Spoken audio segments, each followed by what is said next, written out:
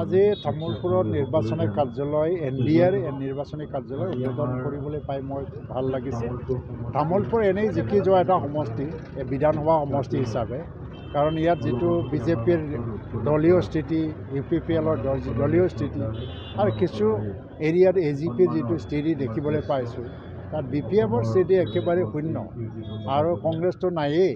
সেইকাৰণে ইয়াত বেছি টান নহ'ব, সেইকাৰণে ভাল লাগিছে আৰু মই আশা কৰিছোঁ তামোলপুৰ সমষ্টিয়ে কমচে কম অন্য সমষ্টিৰ তুলনাত বেছিকৈ যাতে কণ্ট্ৰিবিউট কৰিব পাৰে দিলীপ শইকীয়া ডাঙৰীয়া জিকি যোৱাৰ ক্ষেত্ৰত। আৰু দৰং ওদালগুৰিটো অলপ ডাঙৰ সমষ্টি হয়, আমাৰ 11টা বিধানসভা সমষ্টি আছে আৰু তাত প্ৰায় 21 লাখতকৈ বেছি ভোটাৰ্ছ ৰাইজ আছে। তাতে যদি আমি 15-16 লাখমান যদি ভোট হোৱা যদি ধৰি লওঁ, তেতিয়া যিটো এটা এছেছমেণ্ট আমি চলাই আছোঁ, কাৰণ BPF 0 হৈ আছে। ইয়াত যিটো কাউন্সিলৰ MCLA এজনে আছে দৰং ওদালগুৰি ফ্ৰেছ মছাহাৰী, বাকী ক'তো BPFৰ MCLA নাই। কংগ্ৰেছৰ স্থিতিটো প্ৰায় BTRৰ বাহিৰত কিছু হয় আছে, কিন্তু ভিতৰত নাই। ভিতৰতে 6টা সমষ্টি পৰিছে। তো BJP আৰু AGP আৰু UPPLৰ ভোট শ্বেয়াৰটো যদি ধৰি লোৱা হয়, মুখ্যমন্ত্ৰী এটা আমাক হিচাপ দি আছে দৰং ওদালগুৰিত প্ৰায় 3 লাখ ভোটৰ ব্যৱধানত জয়ী হ'ব দিলীপ শইকীয়া। তো সেইটো সফল হ'বই আৰু এইটো কৰিবৰ কাৰণে কাৰ্যালয়টো আজি উদ্বোধন কৰা হৈছে। বিভিন্ন অভিযোগ উত্থাপন কৰি আছে আৰু তেওঁলোকে জিতিম বুলি বিৰোধীয়ে দাবী উত্থাপন কৰি আহিছে। নাই, এটা কথা কওঁ, মাধৱ ৰাজবংশী নামৰ মানুহজনক আজি বহুত বছৰৰ পিছত নামটো শুনিছোঁ আৰু কংগ্ৰেছৰ ইয়াত স্থিতিও নাই। কংগ্ৰেছ 1.5 লাখ 2 লাখ ভোট যদি পায় ভাল কথা। আৰু দুৰ্গা দাস বড়ো ইয়াত ইলেকশ্যনটো জিকিবৰ কাৰণে অহা নাই। ইলেকশ্যন যিবিলাক তেওঁলোকৰ ভিতৰৰ কথা ময়ো গম পাওঁ, তেওঁলোকে আলোচনা কৰি আছে যে 2025 চনত কাউন্সিল ইলেকশ্যন হ'ব। এইবাৰ MP ইলেকশ্যনটো যদি খেলা নহয়, তেতিয়া 25ত আমি খেলিব নোৱাৰিম। সেইকাৰণে এটা তেওঁলোকৰ উদ্দেশ্য হ'ল যে নিৰ্বাচন খেলক, BPF বচাওক।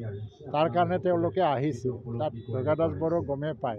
আৰু আজি যিটো এটা নমিনেশ্যন দিয়াৰ ক্ষেত্ৰত প্ৰায় আজি 40,000 মান মানুহ গোট খাই দিলীপ শইকীয়াক সংগ দিলে জনগণৰ ৰাইজে। নমিনেশ্যনৰ সময়ত ইমান বৃহৎ সংখ্যক মানুহ এনেকুৱা হোৱাটো মই দেখা নাছিলোঁ, কোনেও দেখা নাই। আজি দুৰ্গা দাস বড়ো তেওঁ বিধায়কো হয়। আজি কাৰ বিৰুদ্ধে নিৰ্বাচন খেলিছে তেওঁলোকৰ টাৰ্গেটটো কোন? NDA নে কি? কংগ্ৰেছেতো হয়, জিকিলেও নিজিকিলেও নৰেন্দ্ৰ মোদীক গালি পাৰি আছে, মুখ্যমন্ত্ৰী ডক্টৰ হিমন্ত বিশ্ব শৰ্মাক গালি পাৰি আছে। দুৰ্গা দাস বড়োৱে কাক প্ৰতিপক্ষ হিচাপে ধৰি লৈছে? দিলীপ শইকীয়াটো BJP, কিন্তু দুৰ্গা দাস বড়ো BJPকতো নাম লৈ পেলাই গালি পাৰিব পৰা নাই। না নৰেন্দ্ৰ মোদীক গালি পাৰিছে, না মুখ্যমন্ত্ৰীক গালি পাৰিছে, না ভৱেশ কলিতাক গালি পাৰিছে। গালি পাৰিছে কি ব্যক্তি হিচাপে দিলীপ শইকীয়াক অলপমান কৈছে আৰু প্ৰমোদ বড়ো ডাঙৰীয়াক কৈ আছে। দৰং ওদালগুৰিত UPPLক গালি পাৰি কি হ'ব? দৰং ওদালগুৰিততো আমাৰ NDA কেণ্ডিডেট হয়, তথাপিও UPPLতো UPPLতো কেণ্ডিডেট নহয়। কাক গালি দি আছে, কাৰ বিৰুদ্ধে তেওঁ যুঁজি আছে? এইকাৰণে দুৰ্গা দাস বড়োৱে যে এটা ভিতৰুৱা এটা গুপ্ত কাৰণত আমাৰ ৰাজহুৱাভাৱে তেওঁলোকে ক'ব পৰা নাই যে তেওঁলোকে নিৰ্বাচন খেলিছে আৰু এইটো 30 বছৰ নিৰ্বাচন জিকিবৰ কাৰণে ইলেকশ্যন খেলা নাই। হয়, এইটোতো কয়, মুখ্যমন্ত্ৰীয়েও কৈছে যে আমিও জানো যে দুৰ্গা দাস বড়ো বিধায়ক হিচাপে একোৱেই নাই, জিৰ'। কিন্তু তেওঁলোকে ৰাইজসভাত ভোট দিলে BJP কেণ্ডিডেট বা NDA কেণ্ডিডেটক। তাৰ কাৰণে অলপমান মৰম কৰি পেলাই তেওঁলোকক যাই আছে, এইটো একো নাই তেওঁলোকৰ। BPFৰ বিধায়কৰ কোনো একোৱেই নাই।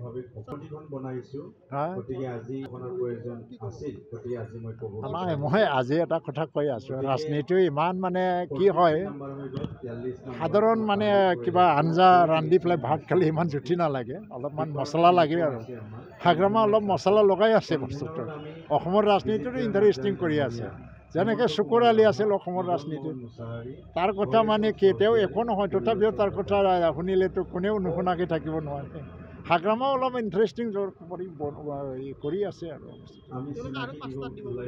দিয়ক তেওঁলোকৰ আৰু পইচা ক'ৰবাৰ পৰা পাই আছে নেকি নাজানো।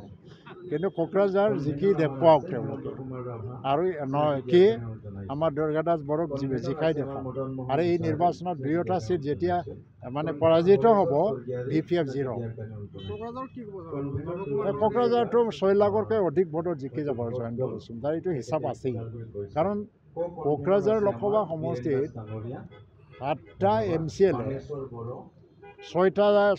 6জন MCLA BPFৰ পৰা BPF ত্যাগ কৰি 3জন BJPত জইন কৰিলে 3জন UPPLত জইন কৰিলে আৰু এজন কংগ্ৰেছৰ পৰা আহি পেলাই BJPত জইন কৰিলে 7জনে জইন কৰিলে তাৰপিছতো হাগ্ৰামাৰ লগত বেছি নাই MCLA সেই ভোটবিলাকটো মাইনাছ হৈ পেলাই আমাৰ পেলাই জইন কৰিছে আৰু আজি BJPৰো যথেষ্ট ভোট শ্বেয়াৰ আছে UPPLৰ যথেষ্ট ভোট শ্বেয়াৰ আছে কোকৰাঝাৰ 6 লাখতকৈ বেছি ভোটত জয়ন্ত বসুমতাৰী জিকি গৈ আছে খাম্পা খেলিছে ঠিকেই তেওঁলোকে ৰাজনৈতিক দলৰ এটা চৰিত্ৰ ৰক্ষা কৰিছে ৰাজনৈতিক ধৰ্ম পালন কৰিছে কৰিব দিয়ক মই ক'ব লগা একো নাই কিন্তু তেওঁলোকে 2.5 লাখ ভোট পাব BPFৰ 2.5 লাখ ভোট হ'ব আমি 6 লাখতকৈ ওপৰত যাব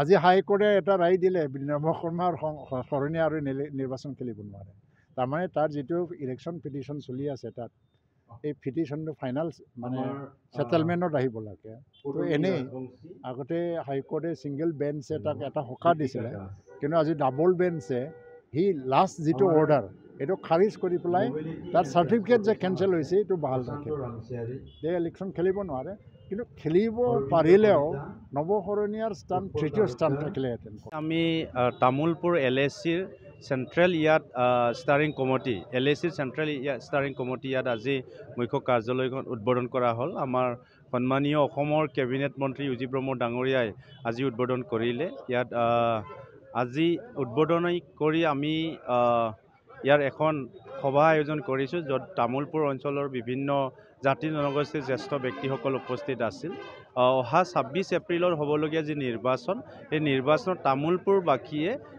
দিলীপ শইকীয়া ডাঙৰীয়া পদুম ফুলত ভোট দি আমাৰ ভাৰতৰ বিশ্বগুৰু প্ৰধানমন্ত্ৰী নৰেন্দ্ৰ মোদী ডাঙৰীয়াক বিশ্বক নেতৃত্ব দিয়াৰ কাৰণে আজি আমি তামোলপুৰবাসীয়ে পদুম ফুলত ভোট দিয়াৰ কাৰণে ৰেডি হৈছে কি আছিলে আমি কি ক'ম জবৰদস্তিকৈ আমাক যদি ভোট দিয়ে কৰিব নোৱাৰা কামবিলাক আমি কৰি দেখুৱাম এই প্ৰতিশ্ৰুতিৰে মানুহে ভোট খুজিব লগা হৈছিল কিন্তু আজি আমি ৰাইজক এনেকুৱা ক'ব পৰা পৰ্যায় হৈ গৈছে যে আমি এইটো কৰিলোঁ ভোট দিয়াটো আপোনালোকৰ তেতিয়াও মানুহেতো ভোট দিব তামোলপুৰৰ কাৰণে যদি আপোনালোকে তামোলপুৰ কেন্দ্ৰিক প্ৰচাৰো কৰে তাত 4খন ব্ৰিজ হৈ গৈছে 4টা নদীৰ ওপৰত